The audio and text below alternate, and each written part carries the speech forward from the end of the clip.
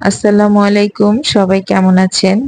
আশা করি সবাই ভালো আছেন। যে যেখান থেকে রমাদান পালন করছেন সবাইকে আন্তরিক শুভেচ্ছা জানাচ্ছি মাহে রমাদান। আশা করি আল্লাহর অশেষ রহমতে সবাই সুস্থ আছেন, ভালো আছেন। বাঙালির ইফতার টেবিলে ছোলা ছাড়া কিন্তু কোনোভাবেই জমে না। ইফতার মানেই ছোলা। তো আজকে সেই ছোলার একটা অসম্ভব মজার রেসিপি নিয়ে এসেছি।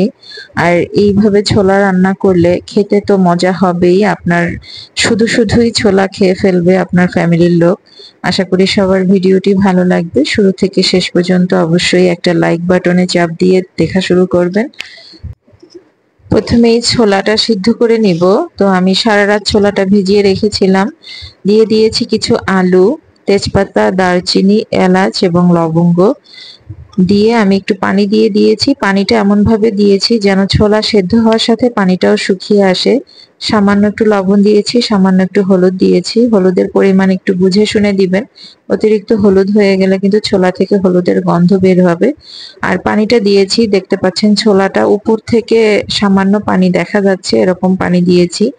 আর মিডিয়াম হিটে রান্না করলে আপনার ছোলাটা কিন্তু সিদ্ধ হবে, পানিটাও শুকিয়ে যাবে। আর খুব দ্রুত যদি আপনি চুলার আঁচ বাড়িয়ে দেন তাহলে দ্রুত সিটি উঠবে, কিন্তু আপনার ছোলা কিন্তু তলানি থেকে লেগে যাবে যেহেতু পানি কম দিয়েছি। আমি 7 থেকে 8টা প্রেসার কুকারের সিটি দিয়েছি। এরপরে আমি ঢাকনা খুলেছি। আলুগুলো সিদ্ধ হয়ে গেছে, ছোলাগুলো দেখেন পানি কিন্তু টেনে গেছে কিন্তু তলানি থেকে লাগেনি, একদম প্রপার সিদ্ধ হয়ে গেছে।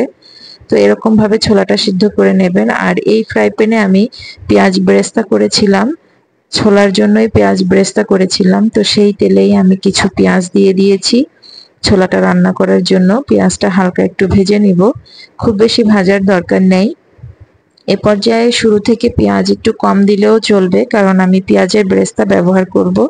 দিয়ে দিয়েছি টমেটো, এখানে বড় সাইজের একটা টমেটো ব্যবহার করেছি।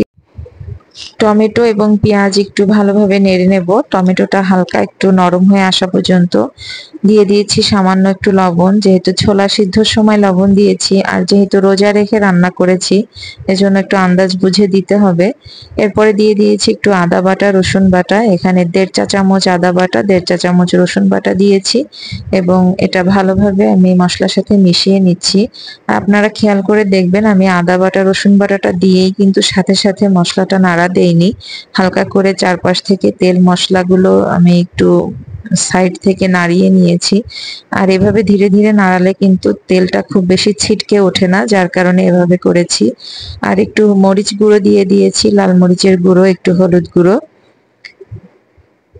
দিয়ে দিয়েছি, সামান্য করে একটু জিরা গুঁড়ো, ধনিয়া গুঁড়ো আমি অল্প করে ব্যবহার করেছি, কারণ আমি যে গরম মশলাটা ব্যবহার করব, মাংসের গরম মশলা, সেই মশলাটার ভেতরেও কিন্তু জিরা এবং ধনিয়া আছে, যার কারণে অল্প করে দিয়েছি।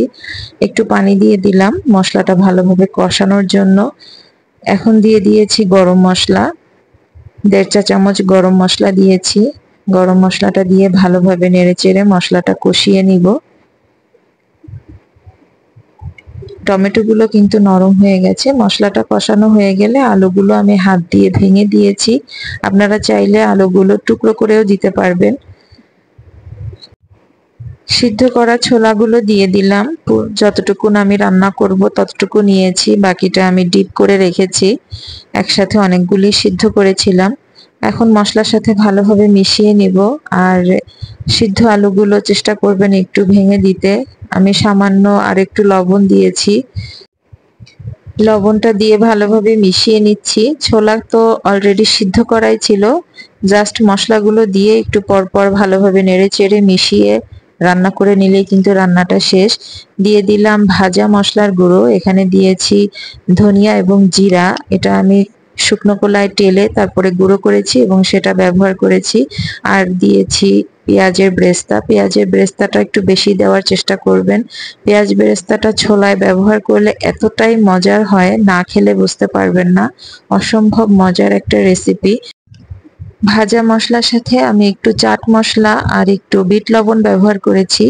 এই চাট মশলা আর বিট লবণটা কিন্তু আপনার ছোলার টেস্ট একেবারেই চেঞ্জ করে দেবে, খুবই মজাদার চটপটা একটা রেসিপি হয়ে যাবে। আর সবশেষে ধনিয়া পাতা দিয়েছি, ধনিয়া পাতাটা আপনার পছন্দ মতন কম বেশ করে দিবেন।